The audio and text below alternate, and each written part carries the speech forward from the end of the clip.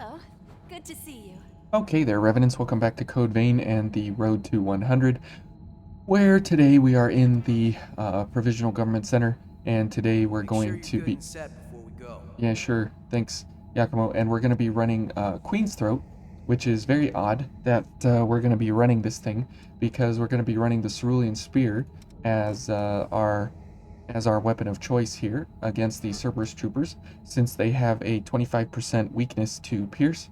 We're going to be running some Pierce weapons, so we're going to be running the Queenslayer Bayonet, so we get some good charge shots on them, and also the Cerulean Spear for some ability here to make sure that we stay quick mobility, so we get that extra 20% from Swift Destruction, while at the same time having a really good damage set here versus the Cerberus guys. So we just need to not get hit, which is why we have Yakumo along in his sweet looking Batman outfit here, to make sure that we have access to blood barriers, so that way we can take 50% less damage every time we get hit, because our blood veil is going to be the Ivory Grace here, so we have high, light, and dark, because we're going to be running Frostwave as well as homing Hellfire to make sure that we have piercing damage on distance and some crush damage where necessary. So we'll be making good use of this, and Usurper's Blade, we'll be using this on our halberd here to make sure that we get some 300 health back every now and then from I think it's 300 on each enemy that we come in contact with the blade. So we'll be using a little bit of a weird setup here, but nothing we shouldn't be able to handle. But we're definitely gonna have to keep our wits about us in this area. Whoops, just because everything through here is extremely damaging to us, and we really need to pair off the enemies quickly to make sure that we kill them very quickly, like this. There we go. Okay. Which I did not see him because of the fire. Oh, and this guy's here. Okay. Good. We'll get some health there. All right, and then we got this fella coming down the pipe here, and so we will go ahead and damage him. And we didn't hit the fella behind him here, but that's all right. We'll get some backstabs, and we'll head on out of here, so we don't die immediately. Good. Okay, great. Oh, a tungsten, even better. Okay, so those encounters are extremely problematic and damaging to us. So we really need to pay attention during each of the fights. There we go. And let's go for a backstab here if we can. No backstab. Okay, there we go. Because I want to get a restand and go for another Usurper's Blade and get some health back here. Okay. Ouch. Okay. All right. That oh, an Argent Wolf Blade. How nice. That definitely wasn't how I really wanted that encounter to go, but good enough to keep ourselves going here. And the way we go about these setups here, it is definitely going to take its toll over time, but we should be okay to go through these guys. Oops, I got hit by the roots, I guess. We should have enough to go through these guys easily enough, regardless of what enemy we come up against. And you can see from our I-Core count here that we definitely have plenty of I-Core to go up against any enemy we want to. Okay. Oh, we got a backstab in the blaze here of it all, so that's very nice. All right. Thanks, Yakumo. All right, let's see who's here. And that'll burn him and the guy behind him. And then we'll hit a bunch of guys there. Oh boy. What is going on? Ouch. Please launch somebody. Oh, this stupid dog is here. Okay, so that is really bad. Okay, gotta get out of here while we can. I can't see. Oh, I'm dead. Okay. There we go, and we got a stagger out of it too. Okay, so that was really, really bad there that we couldn't see anything. But we definitely came out of it better in the end, for sure, because the entire hallway is clear. Excellent. And we still have enough ichor here to handle ourselves. Alright, so let's go ahead and heal, and go for gift extension. Alright, and okay, and let's get a frost wave there. And this is one of those moments where we can do a little bit of shooting at distance here. And we don't have too terribly amazing damage, but we have just enough damage that we can do the old OK corral here to make sure that we get enough damage going. Alright. And let's get some quick damage out on her while she stands there and burns to death. That's good. Yeah, go ahead and do your thing there.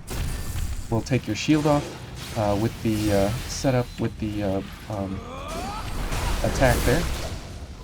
Okay, and another backstab to cancel her blood mist, which will do nicely for us, and then we'll just go for some pokes. Very good. So you can see that the Cerulean Spear is able to keep up our ichor needs as necessary. And it's also able to deal incredible amounts of damage when required. Okay, there's his shield bash. And because we have that extra increased damage on Pierce for these fellas, it's definitely in our best interest to do as much Pierce as we can when possible. Oops. Oops. Okay, good. Excellent. And it's so great that all these attacks coming out of this weapon do pierce damage because it looks like it does pierce damage, doesn't it? But it's not completely intuitive at the first initial outset. Okay, and let's go for a frost wave here. Maybe we'll hit the other guy. Nope, didn't quite get that far. Oh, good job, Yakumo. You killed a guy. So this setup here is kind of interesting from Queen's Throat, because Queen's Throat doesn't have like any strength or dex or anything built into it. So you're kind of at the mercy of just doing big time mind and willpower, and you have to get really, really creative in how you build this blood code, because it can be very, very tricky. Oh, a poleaxe. We are getting lucky on the weapons here. We'll get that guy to come over here before the captain sees us up top there. Okay. Okay. And a backstab. Excellent. Okay, well, we're doing fairly well overall. Nothing too amazing here, for sure. But let's go ahead and burn this guy. And that should do nicely there on the amount of damage. Okay.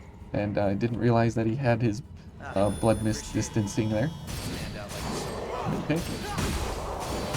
Oh, come on. Yakumo, I wanted some health back, man. Okay. Oh well. Alright, so now it's just an easy cakewalk here. Okay. And I guess we'll go for some backstabs here and load up on as much ichor as we can. But you see that we can't really use all of our ichor whenever we're getting into these engagements, because we're getting back enough ichor overall that we don't really need to worry about too much here. There we go. That guy should burn. And then I guess we can use some ichor on this guy. So you can see the amount of power that we have able to come out at a moment's notice here if we need to. But it's nothing too incredible overall. But it's definitely of interest here. Whoops. Come on. There we go. It's definitely of interest because it is a very kind of wonky kind of a way to go about getting health back, to engaging the enemy, and all of that. But the amazing thing is that this is really only suited for this kind of an area here at the the government center, because of the extreme amount of piercing damage that you have access to for these Cerberus troopers here. So let's go ahead and heal up. And this doesn't, work everywhere. Okay. Oops. There we go. And we'll go ahead and burn him down. Very good. Okay, so let's go for a couple of gift accelerators here so we can get a whole bunch of quick gifts around the corner here. Nope. Okay, good. So we stalled out his request there to bring more folks into the fight. There we go. Come on. Unfortunate there. All right, and I think we'll go for this guy just because, I mean, what the hey, right? And it's nice that you can knock them down. I can't see what's going on. Okay, good job, Yakumo. Oh, another tungsten. Definitely worth it. Definitely worth it. Okay, and as we head over to this fella, we can go ahead and take him out before anything happens here. And this is really helpful to know that that guy is there, because typically he surprises you, unfortunately. Okay. Whoops. Unfortunately, he was in his... Oh, another tungsten. Man, we are getting lucky here. That is very good. Okay, and we'll head over to this fella, and we'll just poke him. Oh. Okay, and we'll get a launch, because we can. Sorry, Yakumo. That's my fault there. Okay, so for this guy, we're definitely going to go for all the Ichor on him to burn him down quickly, as you can see there. Oops. Okay. And for this guy, we'll go ahead and play some gun games here at a distance. Okay. And you can see that this setup definitely has a lot of versatility and utility all built into it, to make sure that we are able to keep up with the enemy at any time that we need to. And even if we don't get backstabs and such, we still have plenty of Ichor recovery in our weapon to keep up with all the gifts and everything. And it's actually a really good balance that we have access to here, because we're always able to do casts and such to make sure that we are able to keep up with the weapon attacks while at the same... Well, I can't see where I'm going. Okay. And here's this guy. Okay. And you can see that even though, you know, everything is kind of going against us there, having access to blood-sucking blades puts us from 0.67 up to 1.3, so it's basically doubling our Ichor recovery, which is really good. Okay, and being quick mobility as well really adds to the appeal of this overall, just because of the fact that you're able to dodge around and get through everything as easily as possible. And having access to Chariot Rush, because it has extreme knockdown built into it, on that third attack, you're able to really blaze through the enemies very quickly and easily. Alright, and let's go ahead and get another homing hellfire on this guy. And that's nice that it doesn't have a distance requirement or anything. We literally just cast it and it burns them down. So very nice. Let's check if we got any bayonets this time. Okay. Nope. Titanium. Take the charge boosters for sure. And let's check this one. Hey, oh my goodness, we got a bayonet. Are you serious? Wow. Oh, wow. That's, I believe, 2 runs in a row now. That's incredible. That's absolutely incredible. Okay, let's go ahead and load up on some Ichor here. Whoops. I think I can hit this guy, maybe. Maybe not. Let's see. I have to probably... Nope. And over here, can I hit this guy? Nope. Oops. Okay. Nope. Okay. Oh, well, that's fine. The tungsten up there will live for another day, I guess, for now. But that's really great that we got another Argent Wolf bayonet. That's really cool. Those... Oops. Oh. Okay. We'll do that for now. Ouch. Okay. Okay, unfortunately I missed that guy. Oh boy, and now everybody's here. Okay, so this is very bad. So we'll run this way. Go for gift extension. Yakumo should be okay over there. Okay.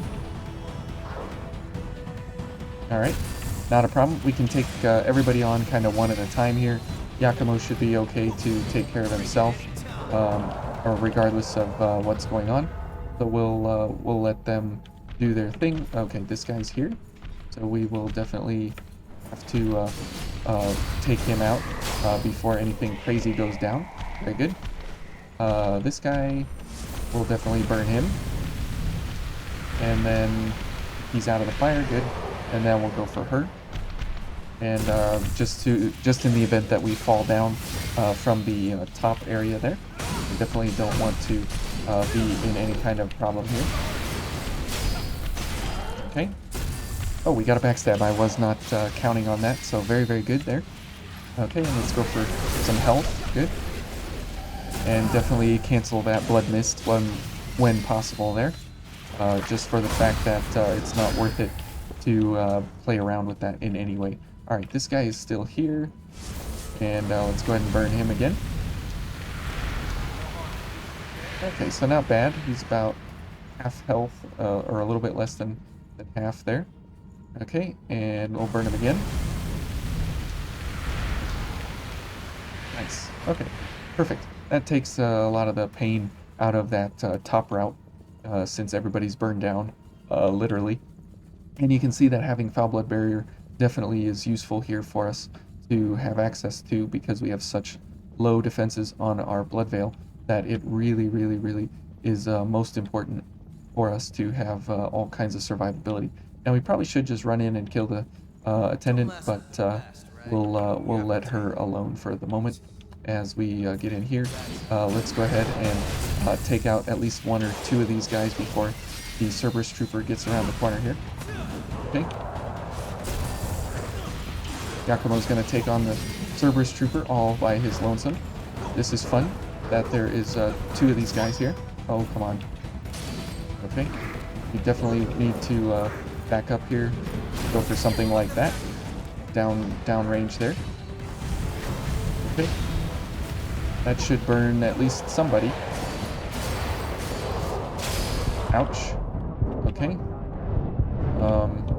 Okay, good. Alright, so we definitely took a beating there, but the homing hellfire... oh, another tungsten. Wow. Another luck of the draw there. We definitely were able to hold our own, thanks to Yakumo's Foul Blood Barrier for sure.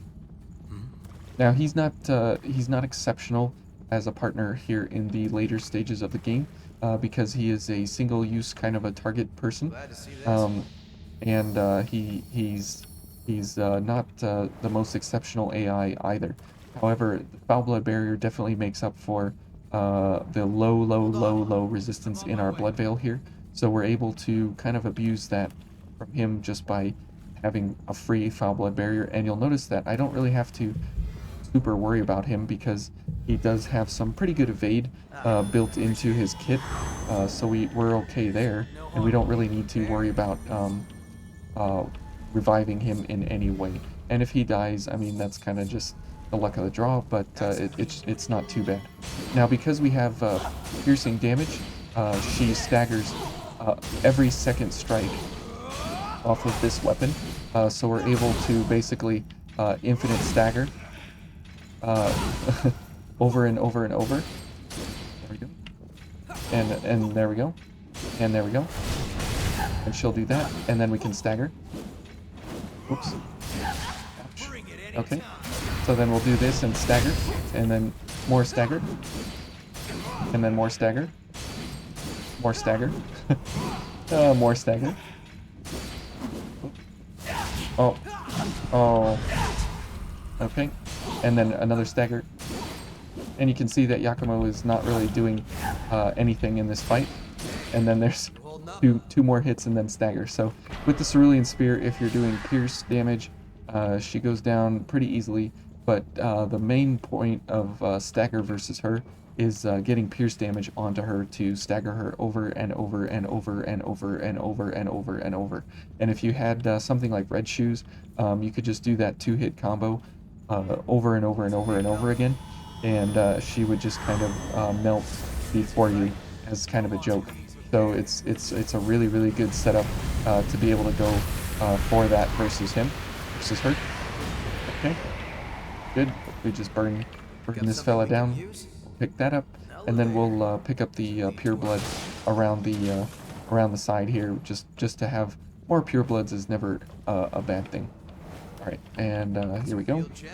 And then we'll go for this, so we get a big amount of I-core back and a big plunge damage there. Okay. Okay. Good. Perfect. So that was can't see. That was a pretty good encounter there. And let's see. Okay, well, there's nothing really to do except go down the long elevator and fight off the. My hair is going up. That's pretty cool. It's bouncing now.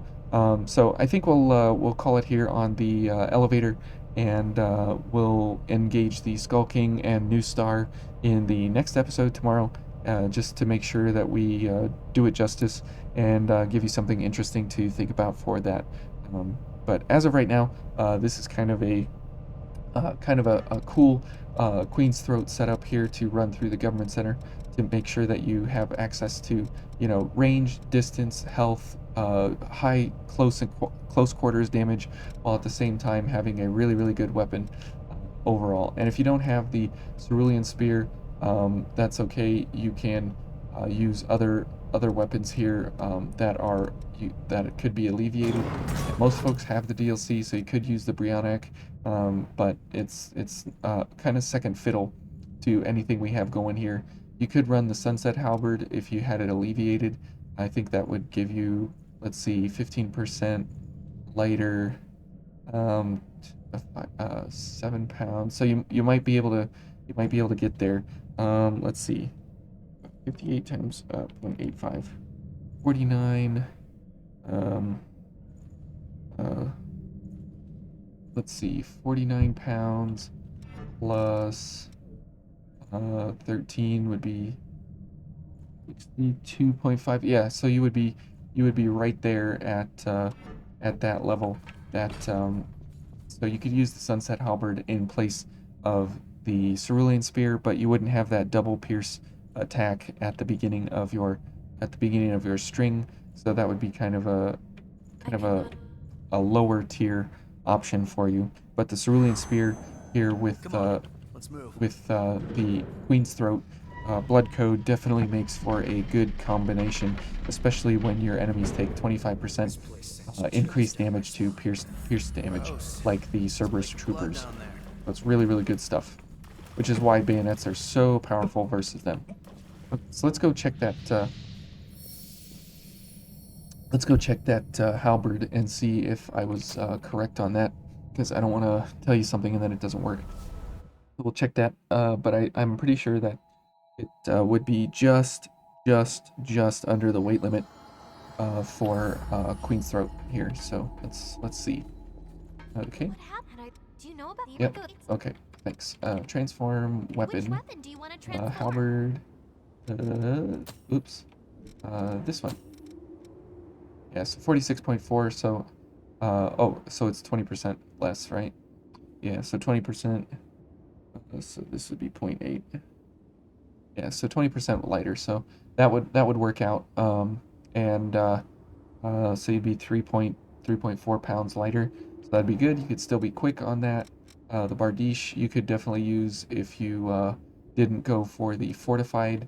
I'll be here wait. If you didn't go for the fortified veil and you went for the intensified instead, you could still use this and still be under that quick mobility weight limit there. And as you see, you would have pretty good I-core recovery, some decent damage stats there. But this thing is a slashing weapon, I believe. So you'd miss out on the pierce damage.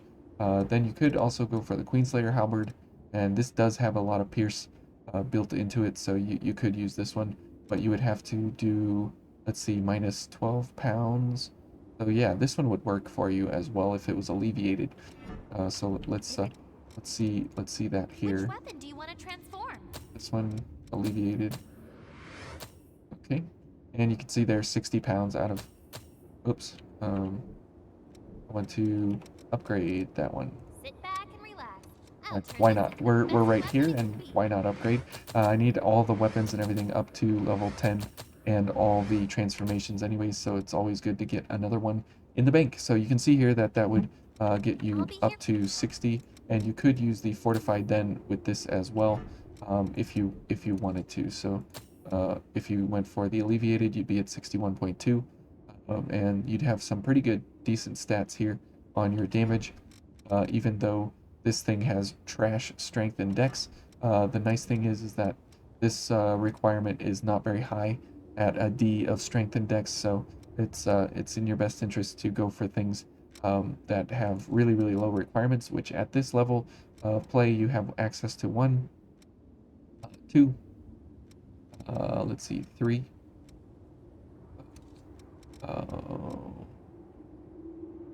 no great swords, 4, 5, 6, 7, 8,